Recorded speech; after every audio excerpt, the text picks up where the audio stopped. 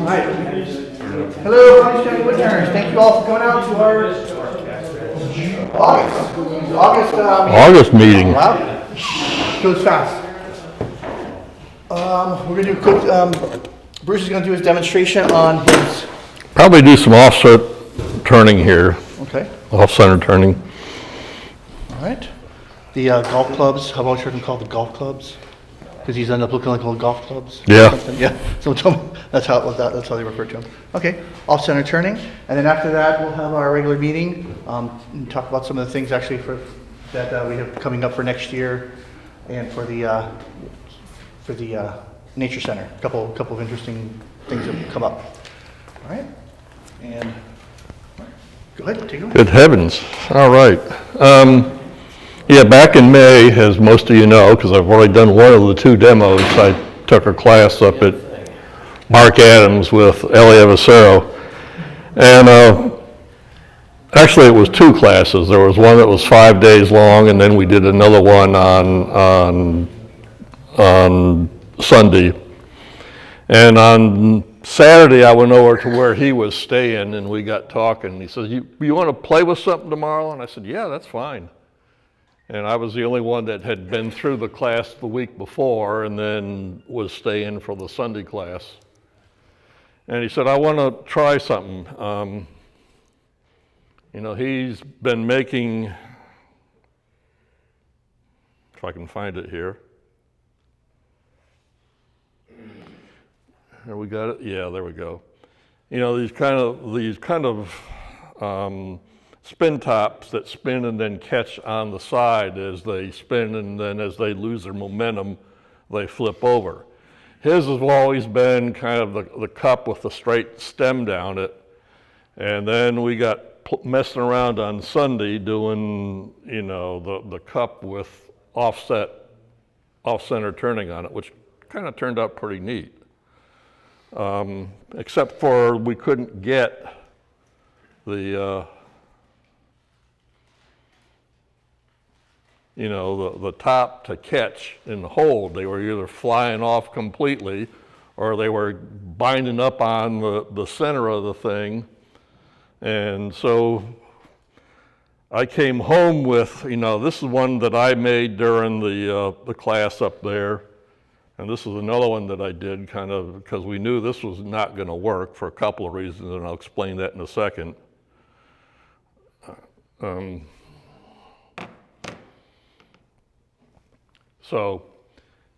then Brian and I got playing with them down here, and it's become kind of an obsession with us trying to get these things to spin. I know the last meeting he brought in a couple of the off-center turnings that he had done. We've got tops here. I got a whole bag of tops at the house of things that don't work, but we put them in the bag because we've got Spookyville coming up, and kids will love the tops because they do spin like crazy. They're insane. The first one that I did, we kind of wanted to do this offshoot here, and I also have a little divot in the middle here, and that is death because they get spinning in that little hole there and they won't come up and catch. It's just a pain. Second one, we did away with the divot, but I'm not sure we got it flat. And we've been chasing it like it was in the top. What are we doing wrong with the tops? Well, I think what happened is we weren't getting either the surface in here completely flat or a little bit dome shape where they'll go down and spin along the side, because it kind of dawned on me yesterday afternoon when I was in the garage playing that, maybe that's the problem, because these things were bouncing all around on top of it. And so I went and did this one and put a little bit of a dome on the thing. And it seems to work fairly well if you don't go crazy spinning it.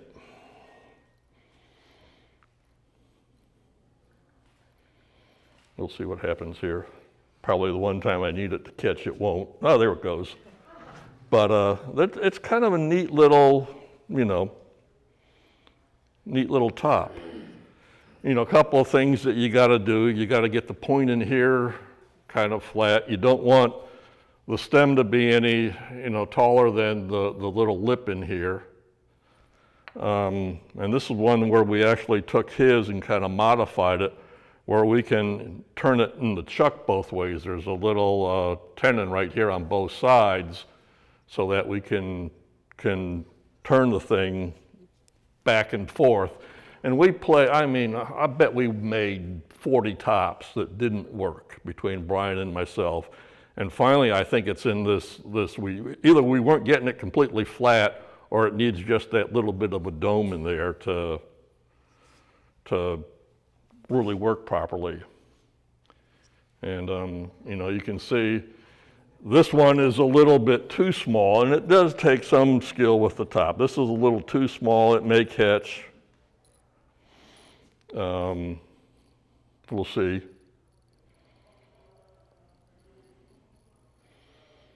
Yeah, see, it's not, doesn't have enough weight to catch and flip over. And this one is way too heavy.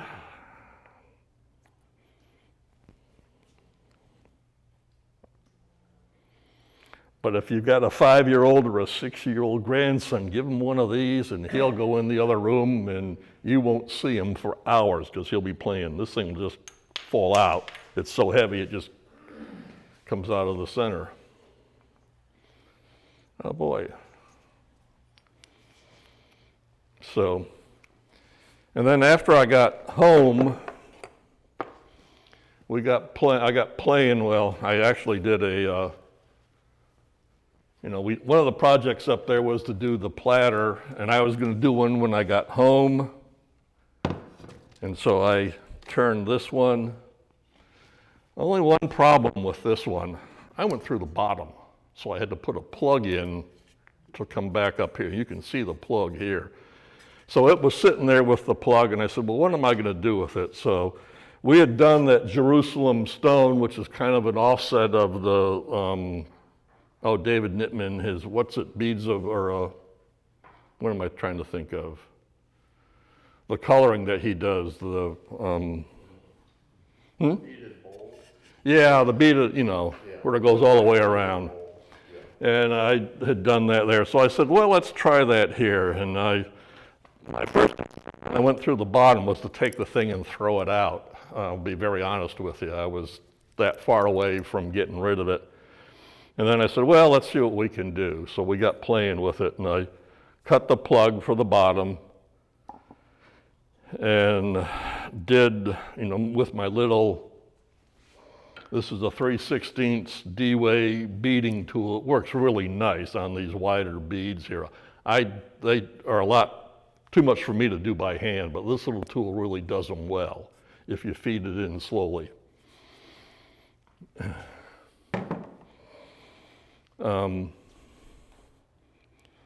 And we did that, and then I burned, with the wood burner here. The one thing I didn't do, and I did it on another one, that has already gone to a new home, was to seal this wood before I did the color on it. And the color has bled into the wood a little bit. On the second one, I took a little bit of, it's a water-based, and you can get it at Lowe's or Home Depot. It's a water-based wood grain sealer. And I put that on there, and it sealed it up, and the color stayed bright. They're gonna get darker when you hit it with spray lacquer anyway, so it's gonna darken up. But it worked real well. And then I did the offset turning here, and then this was actually the base in another project, and this is where he actually did this Jerusalem stone that I did on that platter back there. And I've done another one. I've done one since then, and this is the second one I've been working on, and it's tight enough where it comes off. What I've done to make sure that it doesn't come apart in the future is I've got a 3/16 inch hole here and in the base, and we'll just put a pin in there, glue that in, and then it should be good and tight. It is tight here. On the front, I just did, again, with the beading tool, put the bead on here, And then my Robust has a really nice indexing wheel on it, you know, that 48 point indexing wheel, where all you have to do is lift the cover and screw a little knob in to set it. And I went around all 48 points. This will be the starting point for the beads, you know, the coloring. I'll take a wood burner and kind of burn these in. You gotta be real careful that you don't get, there we go, that we don't get burned on the side, because it's awful hard to get out, and I'll come around the circle here. I tried with a couple of things. Number one, with a black pen to do one, and it didn't work really well. I've seen people use Formica, but when I went to the store and got some samples of Formica, they didn't work worth a hoot either, so I kind of nixed that. And then I'm probably just going to take my wood burner and put a real thin tip on it and come around the outside. And then for the second and third row, just index it in a third and then 2/3, and you'll get a little stagger as you go around the 3 rows right there. So kind of a neat little project. And I've still got the little center here, because I'm going to drill a hole in here, again, to put a pin in going into the base.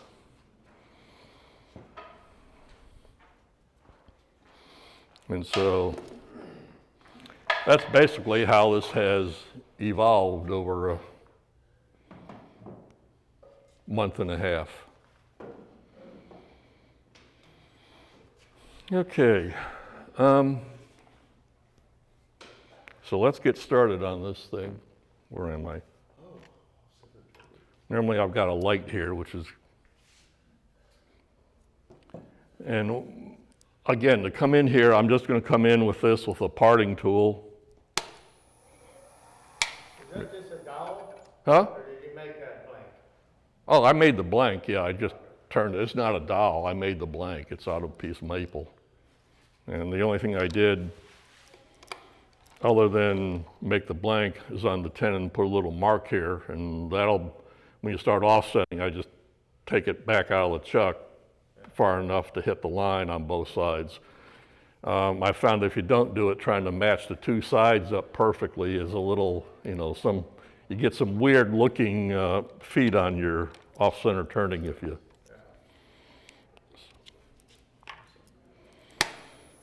Oops, that ain't gonna work.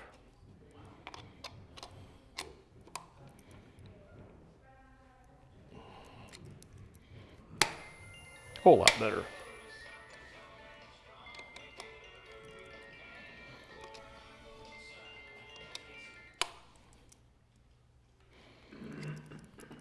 That's not a home emergency, is it?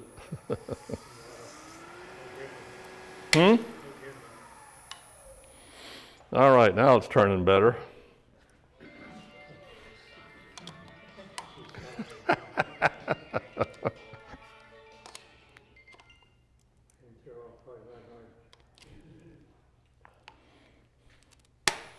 All right, now we've got it going.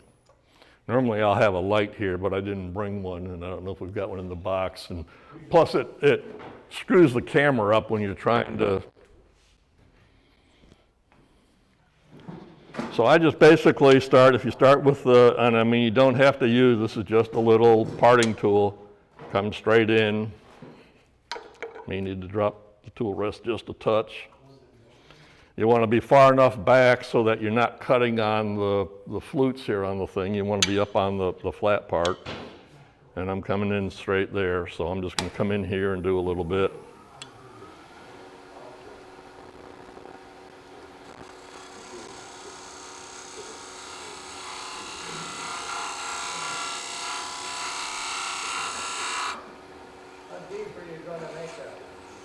Probably 3/16 of an inch or so. It's not going to be real deep. You know, even on the one for like the platter, I only go in about 3/16 and then cut the tenon back to fit that, because I want the hole going in both sides to put the pin in for the strength of putting it together. How's that? That's good. If you can see, is it? I can see just fine with that. Is it washing? If it's not washing everything out on the. All right, fantastic.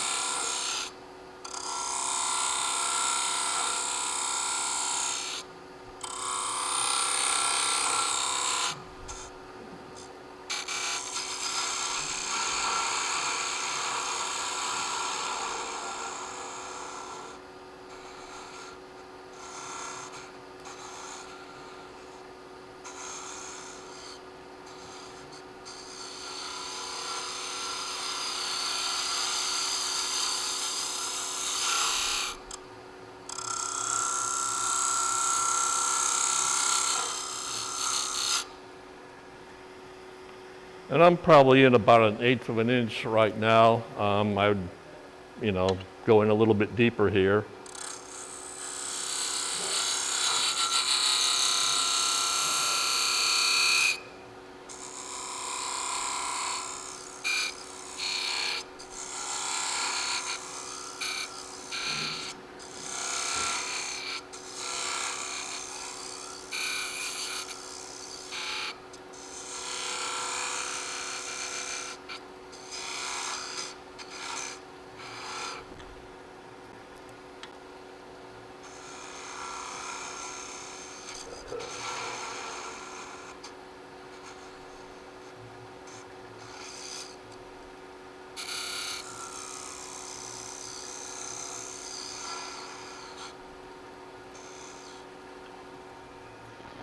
And then depending on what it's going to be used for, I mean, this may be good enough here. If it's going to go on the bottom of a platter, I might make the wall thickness in here a little bit less, but I'm not going to go real thin with it. So we'll come in and do one more cut here.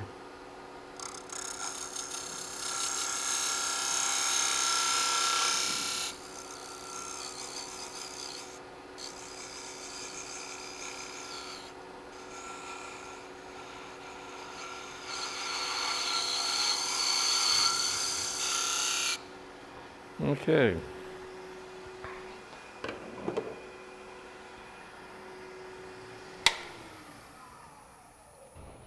And that's basically all there is. You may clean up the outside here a little bit to get rid of the pencil marks and all that nonsense, but it's pretty easy to do.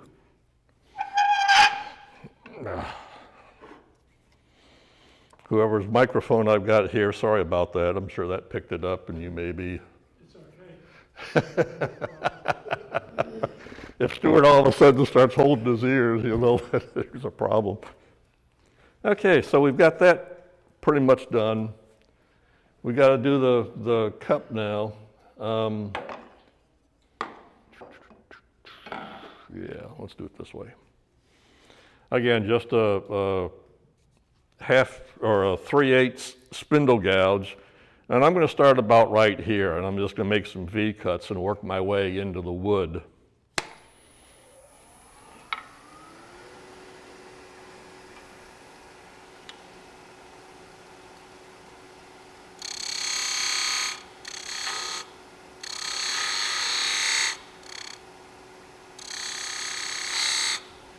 We got a V cut there.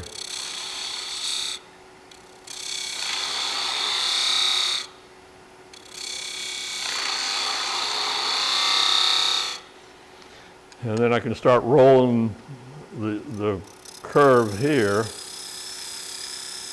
And this is just kind of like turning an elongated bead.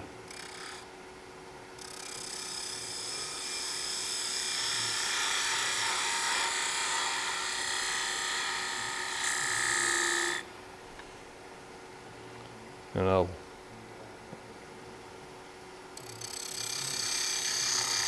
put a little curve in here to thin that out a little bit. And if I were doing, if I'm going to do it for, one of the spin top things, that's about the thickness of the edge that I would want right here. I don't know if we can switch the camera around and come in on that. Can we see it? It's probably about a 1/16 of an inch. Yep. When you're doing a cup for the spin top, does it matter if the side up at the rim is straight? You want to have I didn't mention that, but. I noticed they're all, except for the one on the top, that one's Yeah. not quite straight. This one has got a little bit, good question, Lee. I'm glad you brought that up. As you can see, this one's got a little bit of a curve here, and that's for the top to catch on. I found with this one, it'll catch, but it doesn't work quite as well. So I've got a little bit of a curve there, and that way the top comes around. The top also in here, This is about 1 1/4 thicknesses of a 1/8 inch parting tool to go in there. Again, you're looking at, just a little bit more than one blade width here. Sides are straight and top will fall off. Yeah, if it catches on the flat in here, so if that went in straight, there wouldn't be a flat. And I've found, and Elliot kind of explained it, that if this thing gets down more than about a 90-degree angle, it's just going to tip over and come off. It's not. The one you have on the lathe bed is pretty straight. Yep. The one on the bed of the lathe is down. Oh yeah, here it's very straight. This started out with this, and I tried to redo it here to get it done, and I didn't have enough wood to put the curve in, or we were going to be going in and making the whole thing smaller. That one, it doesn't work quite as Yep. Does the diameter of the top make? You need, it seems like you want to have, it's more how much mass is in that top versus the diameter. The diameter is somewhat important. This is obviously bigger Right. than, the cup on the turning is. And if you make them too small, they're not going to catch. If you make them too big and too heavy, they're going to fly off of there. It really is. You've got to be, it's a pretty exact piece where you've got to hit all the numbers on it, or it could be a mess. How about that inside wall? Hmm? The inside wall, do you want that parallel? I want that straight up and down. Yeah. You don't want it even up? Yep. No, that's straight up and down. As you can see, these tops made that way, they spin forever. Kids love them because they can, and we'll see here. So it, flips over. It's a toy. It's fun, but they're fun to make. It sounds like it's been frustrating for about a week. It's been frustrating for about a month and a half. It's been very frustrating.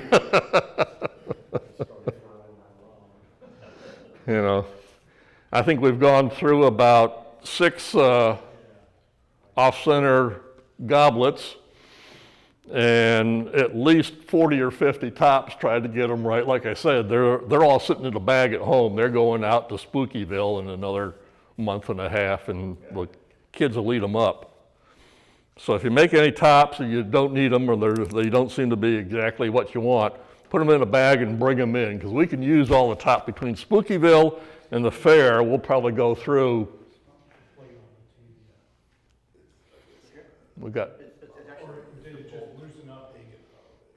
We got problems?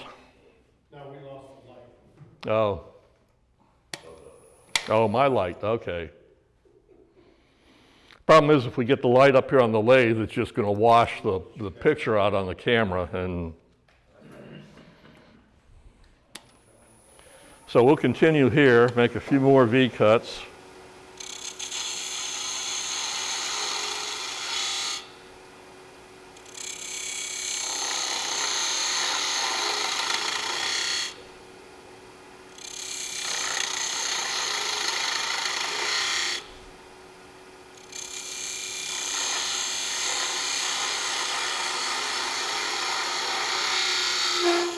And then we can come from about here and do our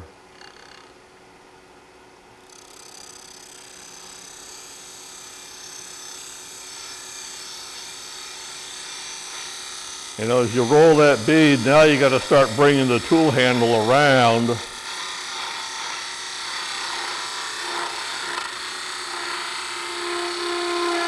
To come in there and cut that nonsense out. It's a little heavy through here, but we need to get back in a little deeper.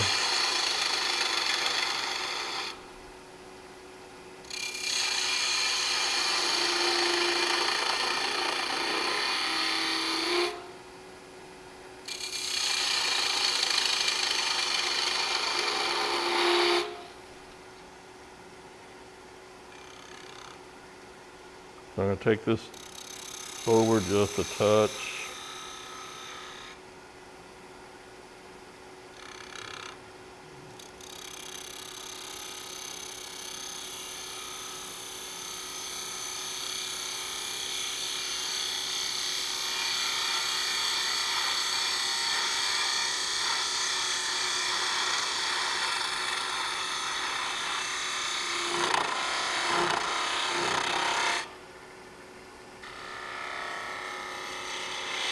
It would probably help on that cut if I'd lose 20 pounds and get rid of this, but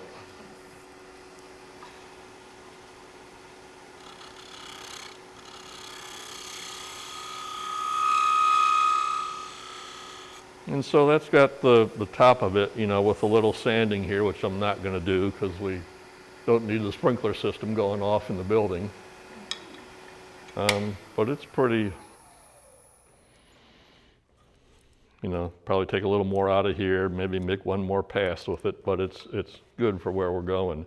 Now what I need to do is cut this back to about here to get it some room in there. And it's just, this is a little 1/4 inch bowl gouge that Doug Thompson makes. When you buy it, it comes with a set.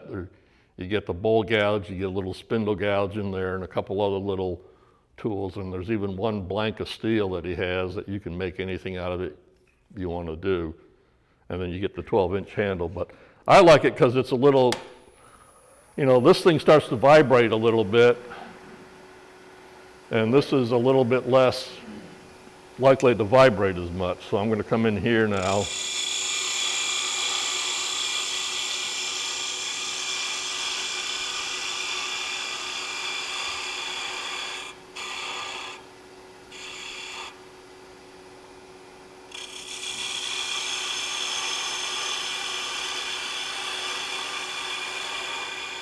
And then I'm going to start putting a little bit of a curve on here, not coming straight in.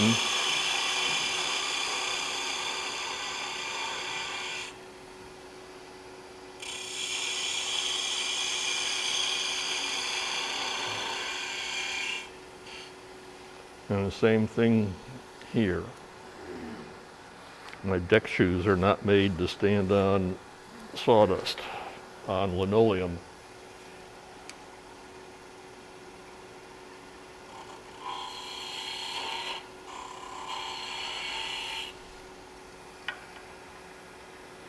I can put a little indentation in here.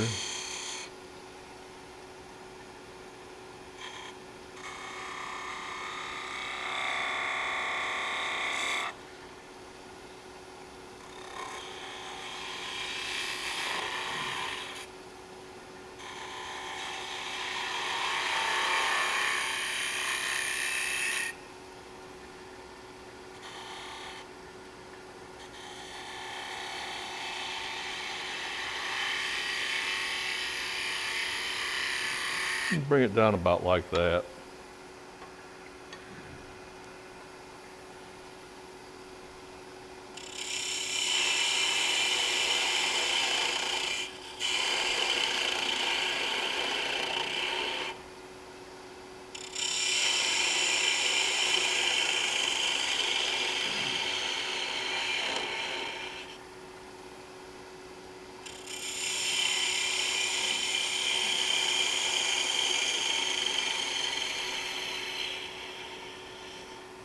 And we'll pretty much leave that the way it is right there. We could go, maybe we'll go just a little bit thinner.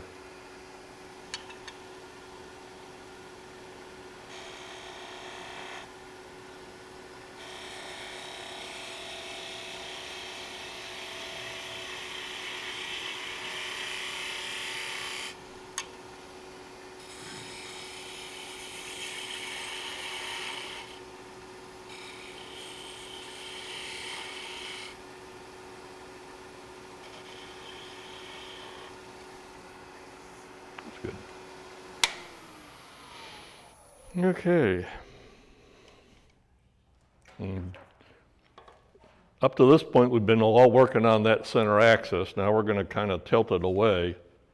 Mickey's got one of those fancy Sorby off-center jigs that, off-center chucks, but I don't, so we're gonna just take it back here. And as you can see, it's putting a pretty good wobble on it. All I did is opened up the chuck, just pulled it on one side, and just pulled it back a little bit. What I'll probably do is put that back in and just do it right here at the number 1. You know, this is right on the number 1 number here on the chuck. So you do 1 and 3 or 2 and 4, and that'll give you the offset that you need.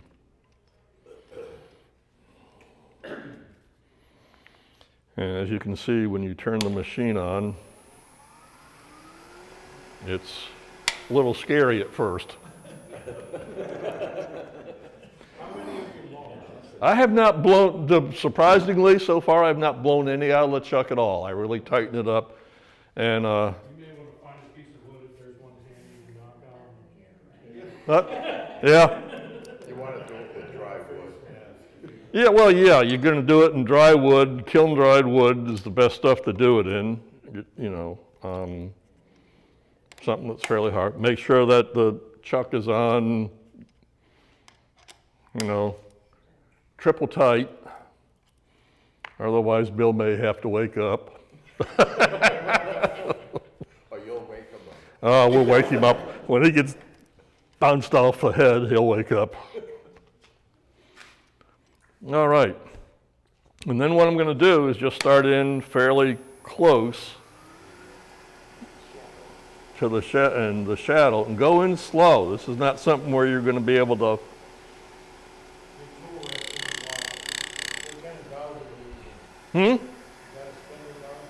This is just a spindle gouge, a little 3/8 spindle gouge. I'm going to have to buy more. Most of my spindle gouges are down to about that length right there right now, and it's getting to the point where you can't put them in the grinder in the Varigrind anymore without doing something up here. So I did scarf up a couple that had a little more steel left on them. But again, just come in slow. This is not.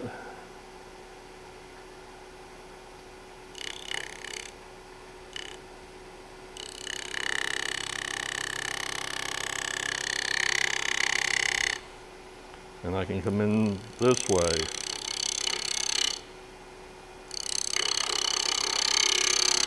And you can see where it's starting to come in.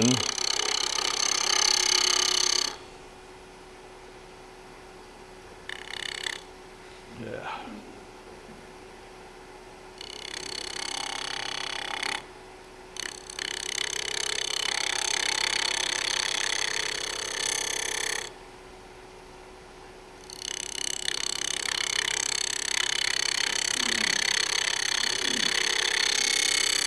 That light being over there helps with the photography, but I can't see exactly where the. You normally wear a face shield? Um, Has that ever flipped out and hit? I have never had one of these things come out. If you tighten them down really good and you're using, again, good quality wood, no voids in it, no bark inclusions, no holes and all that stuff. Yeah, I would wear a face shield at home, just to be on the safe side. But as you can see, we're starting to cut in here. You need the light with the light be better at a different angle, or I don't know what it's going to do. is that better without it? Or? I'll just do the best we can from here.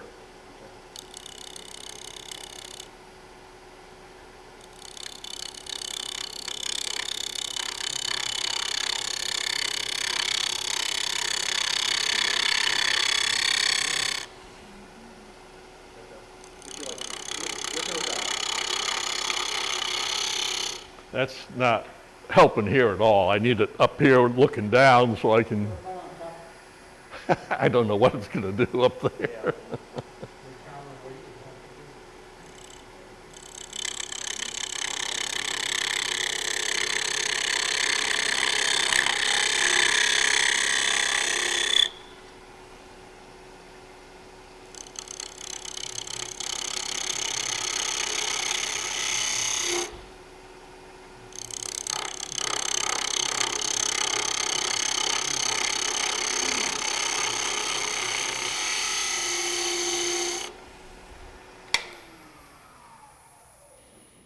And we stop and check quite a bit, and we still have a ways to go through here, so we'll keep on.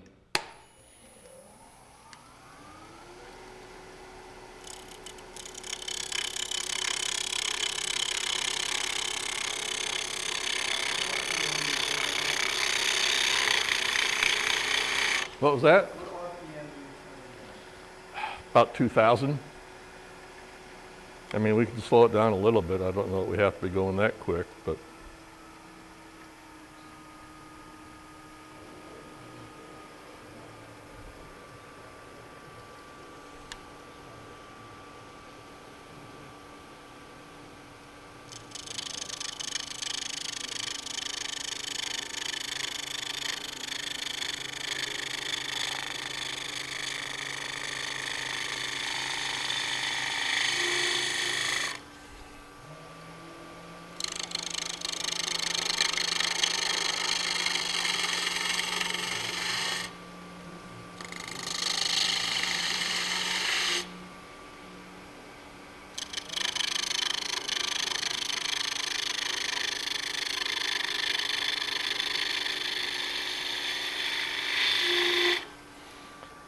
And depending on the offset, you're going to come in almost here, and I may actually come a little bit further than I want to, almost into where the stem of the goblet is right here to get all this wood on this side cleaned out of here.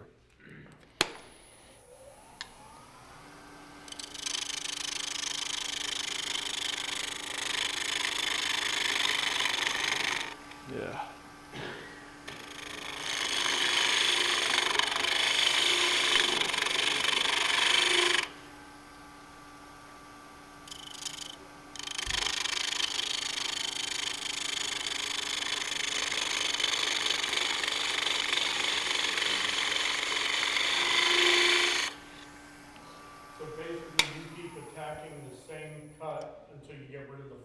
Yeah, I try to get rid of the flat. It's going to come in, and it'll come in all the way here. And as I come in, I'm bringing the tool around more. I'm not trying to keep that same angle. I'm trying to cut that bottom out of there. It looked like you were lifting up on it too. I could be, yeah. If I am, I'm not really. It's.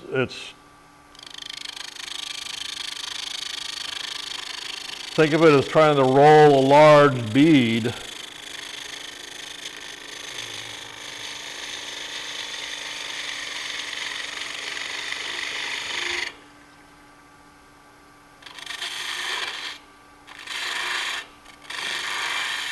Get rid of some of that in there.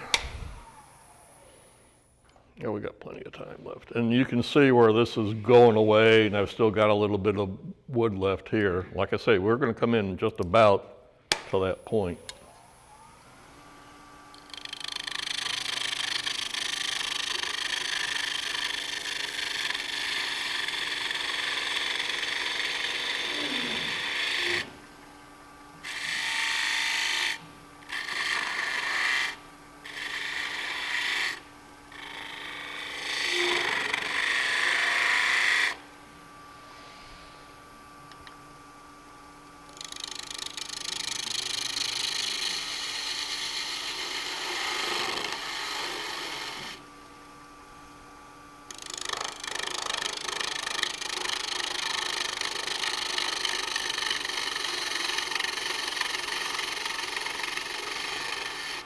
I might switch over to that little 1/4-inch bowl gouge for some of this you can get a little more wood in one cut with it. But we're getting close. A few more cuts around here and we should have it.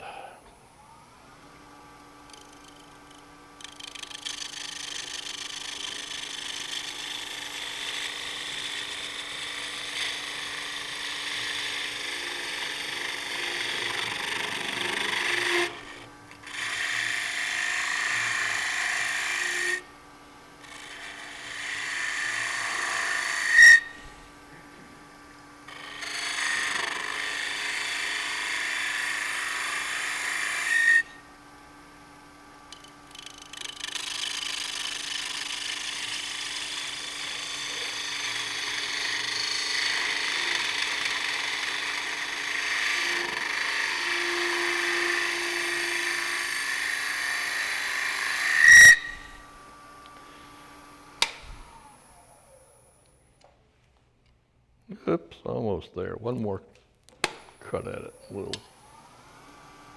call it good.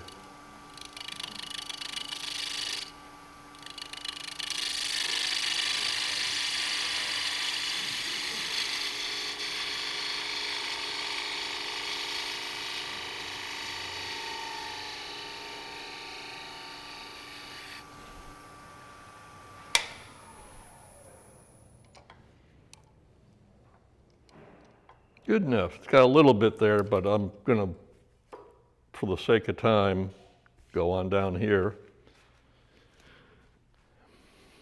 Okay,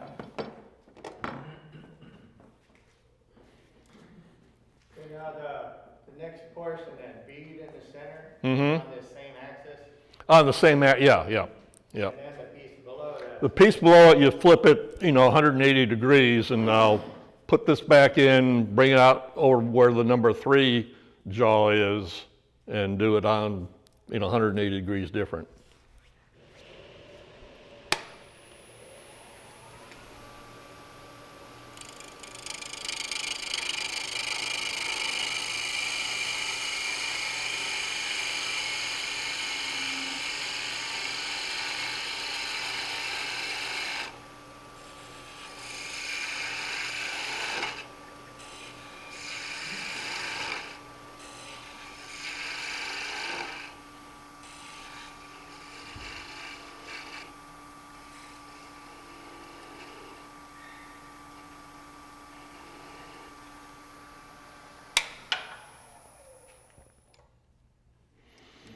Okay, now we can, if we want, you don't have to cut a bead in there. You could just make a concave cut through there, do whatever you want to do at that point in time. Captured ring, whatever, yeah, whatever floats your boat.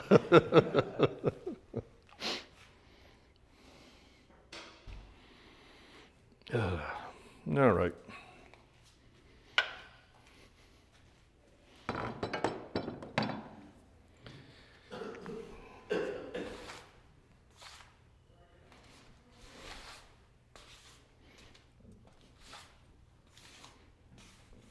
Explain the offset in the tenon again. Well, that's to get the offset in the wood here. Well, but how you're setting up the tenon? Oh, the tenon here? Yeah, you did the first part with it just, Yeah, all I did was open the chuck up and set the tenon back. It's probably about 3 millimeters, maybe 3/16 of an inch, whatever that is. But you put a pencil mark there. I put a pencil mark there so that when I go to the other side, I have some frame of reference as to where the mark is coming around. Otherwise, you can get this down fine, and when you go the other way, if you're more or less, when you do the offset, it may take, a whole lot more to get that part looking fine. When you do the offset, do you do it to the middle of the jaw or to the edge of the jaw? I've got it to the middle of the jaw right here. I don't know if we can see with the camera, if we can, It's okay, as long as you can see pretty, yeah, I can, you can see right in here where the offset is. okay, it's the middle of the jaw. Yeah, it's the middle of the jaw. You're not going to go all the way out to the end. You got to have something for that jaw to. But no, you can also move it out to the edge. Yeah, you can move it out. You can, but Which holds better. I would not move it all the way out to the end because the jaw's got to have, the. No, what I meant is between two jaws. Yeah, you could. Well, any place you want. I do it just so I can line it up. I know this is the number 1 jaw right there because it's got on the Vic mark, it's got the number 1. And I know if I'm going to go 180 degrees, I just swing over here to number 3, and I've got it pretty well 180 degree offset. So that pencil line, you can put the 2 edges of the jaw Yeah, right on the pencil line, and that way you're going to have the same offset coming from both sides. What you're doing right now is you could use that same process, we'll say, to make a cabriolet leg for a table. Oh, you can, That's the same, Yeah. same, we made, and I don't know if I brought one with me or not.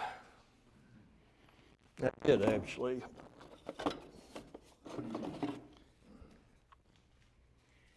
You know, we did this as an offset turning. This one was long enough where we put holes on either side of it.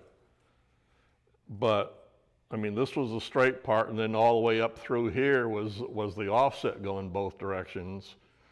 And then go back straight up here for the head. And, you know, this needs to be cut down a little thinner through here. I didn't quite get what I wanted done there. And I haven't done any more since I got home. I've been working on, like I say, we've been obsessed with tops for 6 weeks now. All right. So, let's see if we can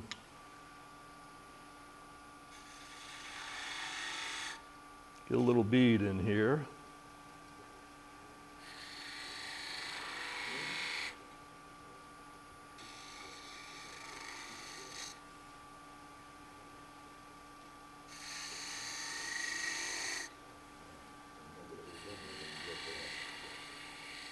And, you know, once you're in here and all this extra wood is cut away, it's just like working if it were centered up on the chuck in here. So, you know, if you get it that far, you can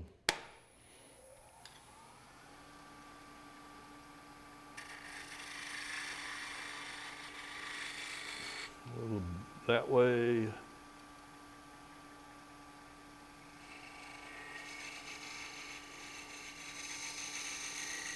A little bit that way.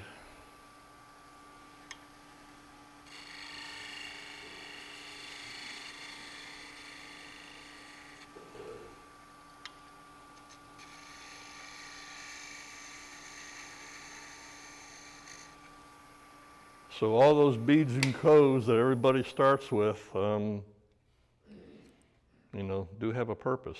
I got a little bit of a screw up in there, so let's see if we can fix that.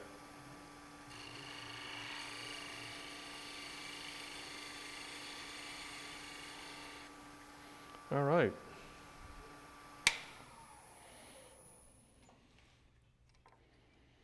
I think that'll pass muster. I'm going to clean, I can see here where I got a few ridges. So while we're still on this one axis, I'm going to try to clean that up to where it's not, because it's easier to do now than it is to try to go back and fix your screw ups.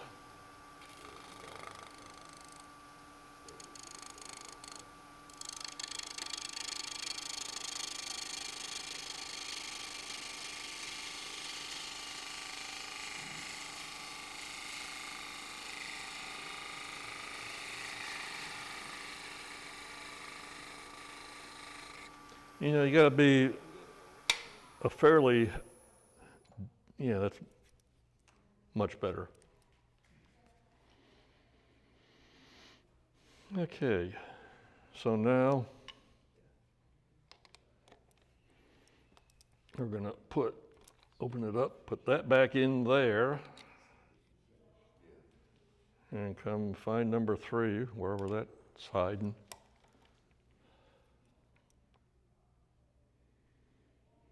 And bring it out to the pencil mark.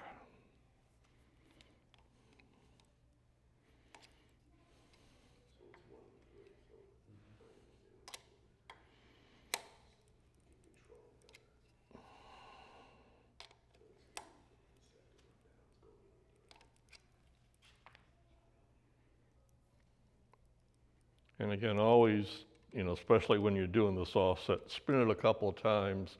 Nothing more embarrassing to have this tool rest in the way. It's embarrassing enough when it's a bowl and you don't do it, and you're at Aeromont in front of 17 people, and all of a sudden it goes bang, and your bowl is in chunks on the floor. So all that work for nothing.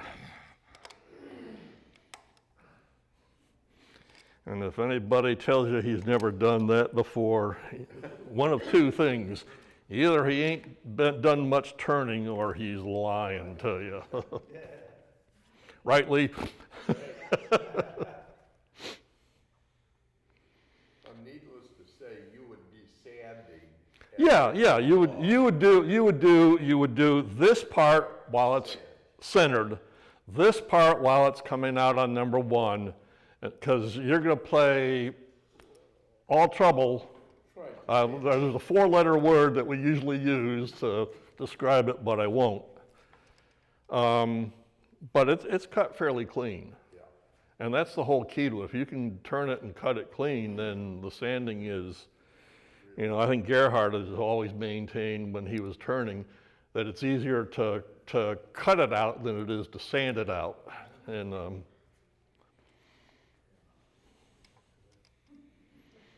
so anyway. That's what 80 grit's for. Yeah, the 80 grit gouge, there's a whole lot of that going on in the world today, I can guarantee you.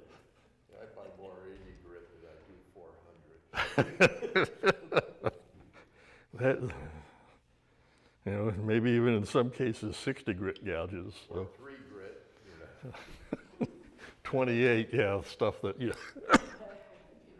cut steel with.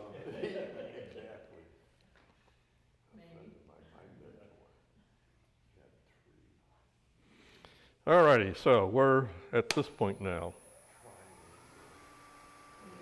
And this one's a little easier because it's going the other way and you've already got it cut up through here.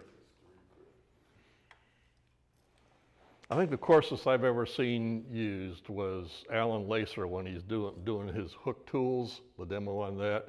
Uses like a 26 or a 28 grit sandpaper on a wheel here to cut the steel. He's cutting the steel to get it down narrow before he heats it up and bends it.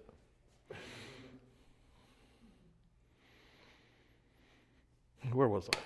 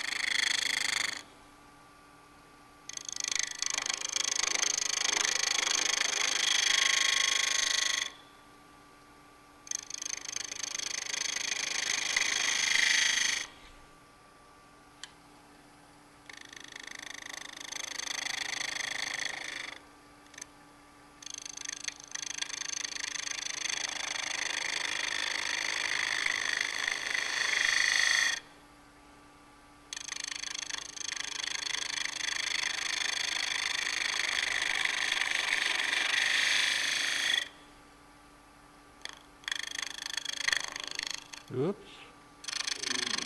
That's going to leave a mark.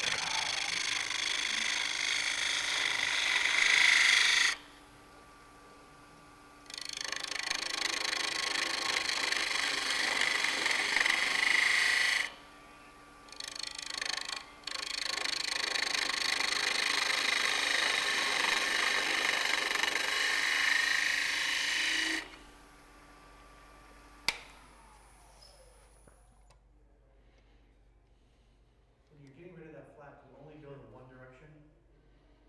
Hmm? When you're getting rid of that flat, This flat here? yeah, you're only going from, I'm cutting this way. I'm going to start, I'll be cutting back here, which is the opposite of where I was over here on the other side, yeah.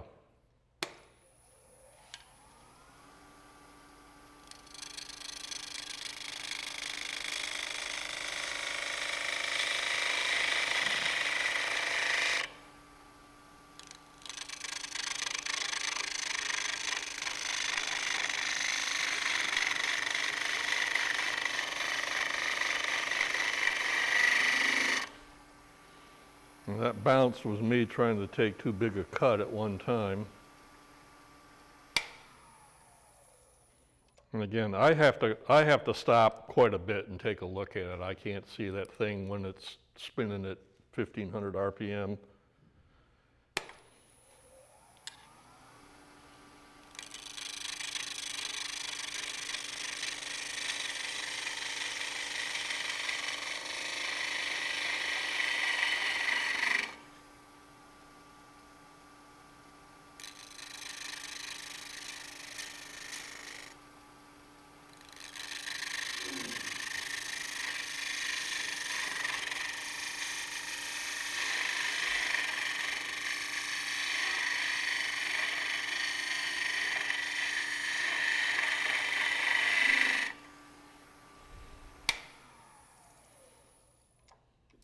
And we're getting real close there. Okay, good.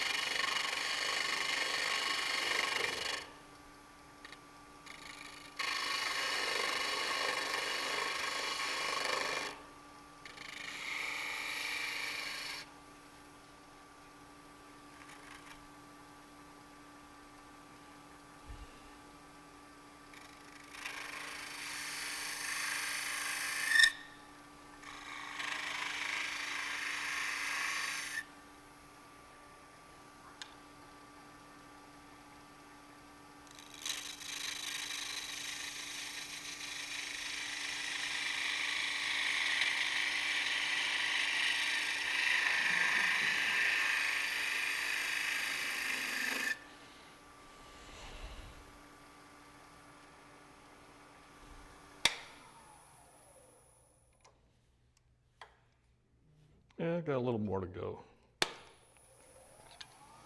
Famous last words, one more cut.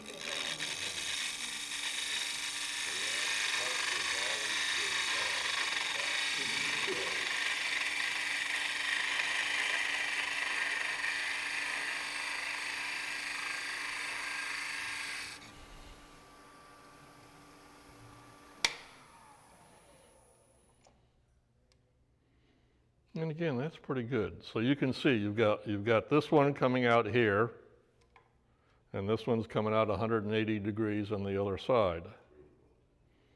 And when you cleaned up the top of the one you're working on now, you did it at the number 1. Oh, this one, yeah. Now you change, then you cut, and Yep. you change it to 3 to do the bottom of it. Uh-huh. So, Well, and I'm actually cutting a little bit of this off in this angle here as I come, as you can see, this is, you know, that was around, so I'm actually starting to cut out here. at 2 different, You got to do it at 2 different angles to get that coming through there. just be round. So you're gonna put it back to the original to do the base? What we'll do now is put it back. I'm going to go ahead and clean this up a little bit, and then we'll do a little bit at the original. I would probably leave this like this, and then just cut it off here. I don't have a problem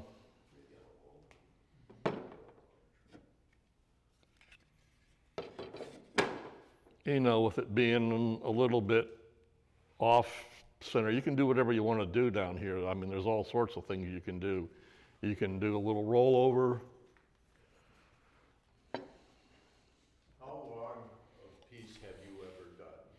On this, probably about 7 inches. I mean, to do much longer than that, That top would be, it would be heavy, it would be wobbling, you have a lot of weight on that top. You know, some of them, actually I hollowed this one out here, but I think putting the hole in there, drilling the hole and using it with a pin will make this a whole lot more secure. I mean, this is on here tight, but you can see where it spilled a little bit of the glue out. This I pinned down here, and all I did was put glue on that pin, and it was tight. I mean, it was squeaky tight when I was putting that thing on there, and it's not going to go anywhere. No. So now I would clean up my fupa.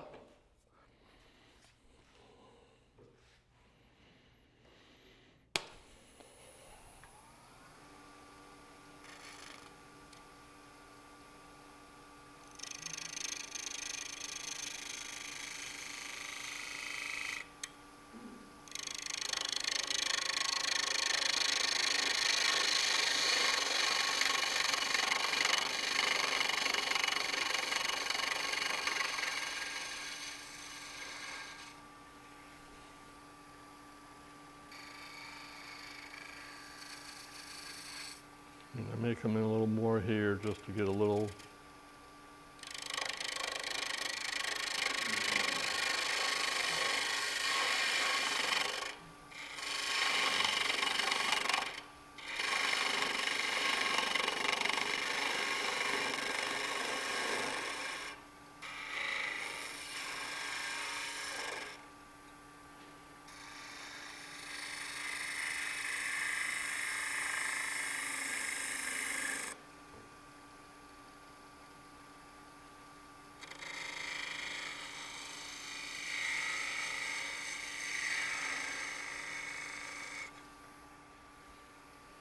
And that's about as far as we're going to go with that. And now to cut this thing off. Now,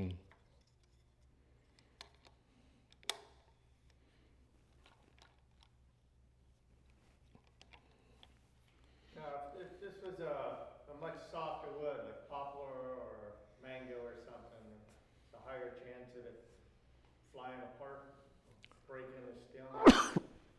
You can't make those little sections too thin. No, I might make these even a little bit heavier, a little thicker, you know, to have a little more support in here. Yeah, this nice hard maple is nice. Like I say, I've done them in cherry and gotten them this thin. Yeah, mahogany would. Mahogany would probably work, you know, so I wouldn't go any softer. I wouldn't go much softer than So that. out of balance, Yep, yep, the stem would yep. snap. And I would probably, if I were going to do some of it, I might even hollow the cup up here out, depending on what I'm going to make it for.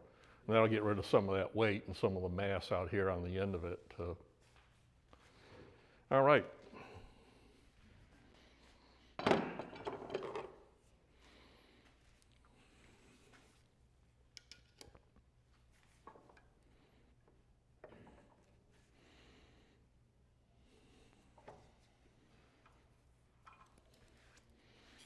And now we can play Mr. Cutoff. And it actually, you know, if you make good tendons on it and everything else, this thing came back in line and there's hardly any wobble out here. So it's a matter of just, again, That's a dovetail chuck or the straight? this is the dovetail. This is the Vic Mark with the dovetail. I really like the Vic Mark because it closes down to 1 1/4 inches, where the one-ways are 1 5/8 inches. So you get 3/8 of an inch more, you can cut 3/8 smaller piece with the Vic Mark than you can the one-way. And then pardon me? With the talon. Yeah, with the talon, yeah. It quits at 1 5/8 inches, where this one goes down to 1 1/4 inches. So it makes a big difference. You get what you pays for on chucks, you really do. We had that old green General in here, and we sold it to one of the guys up in Fort Pierce, right there. And this was before we got this lathe, and we sold it. And he called Brian or myself and said, that chuck is out of true. It's not running true, or the lathe is out of true. And so Brian got his micrometer out, and we went up there. And when the chuck was in here, it was like 15 thousandths out around. We took the chuck off and just put it right on the spindle. It was in 1,000th. So it was not the spindle on the lathe. And he was using one of the knockoff Chinese versions of, so again, yeah, he saved $100, but he ended up going through 3 of them to find one that was even close to being true, which to my mind probably would have paid for this thing hands down. So again, Bill, we're gonna fire you. If I can get this on the right plane here.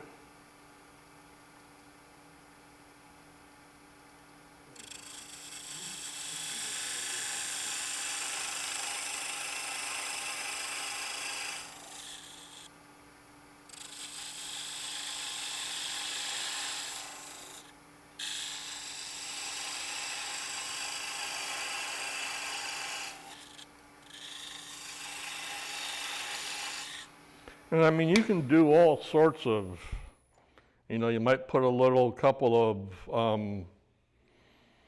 little V-cuts in here and hit it with a burn wire to get a little, or make 2. It's, whatever you wish to do with it.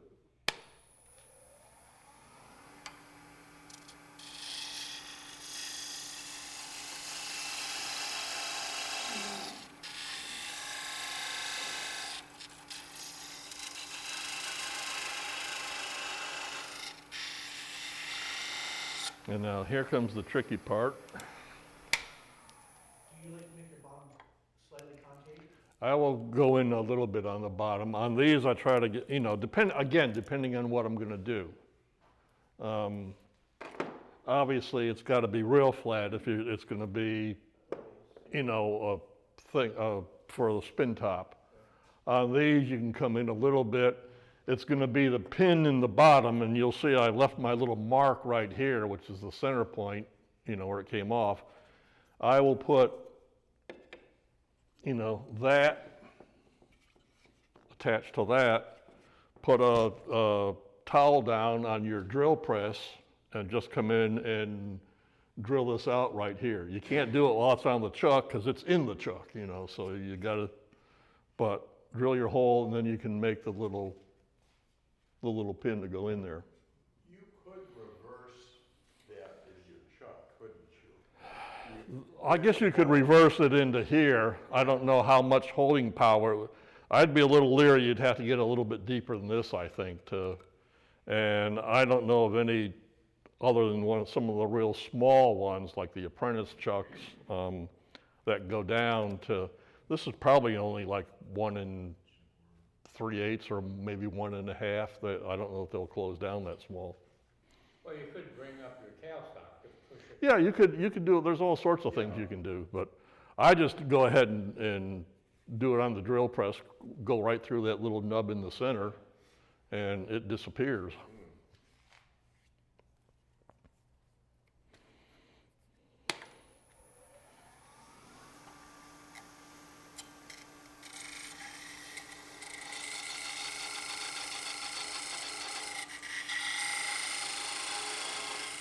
Be nice if I could see in the hole there, but.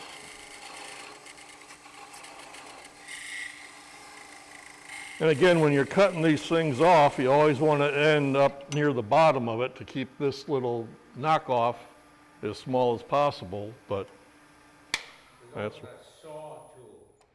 Pardon me? Yeah, you do have the saw tool, exactly, but. Yeah, I don't know, I don't think it's reciprocal. Instead of a turning tool. So any questions? No? I mean, you can do all sorts of neat stuff off center. I mean, there's a lot of fun things you Yeah. can do with that. That piece you have in there now, mm-hmm. the one that's in the. In here? chuck, yeah, it's got the marks on it. Yeah. Why don't you pass that around?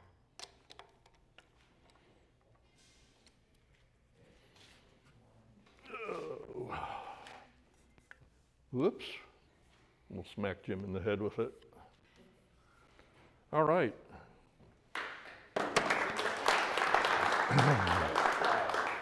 Let me get my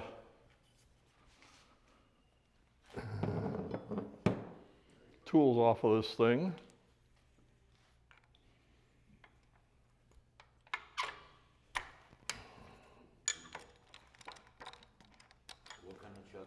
This is a Vic Mark. I mean, to me, they're the best ones out there. Yep. And if your lady doesn't have indexing, there's indexing on that chuck. Yeah, you can index off the chuck. I mean, the robust spoils you because it's got that 48-pin indexing wheel on the inside there, which is so easy to use. It beats the heck out of putting the pins in here and do, you know. I mean, if with this one, I've got an indexing wheel that I would use there with a little pin in the bottom that fits in it. It works so much nicer.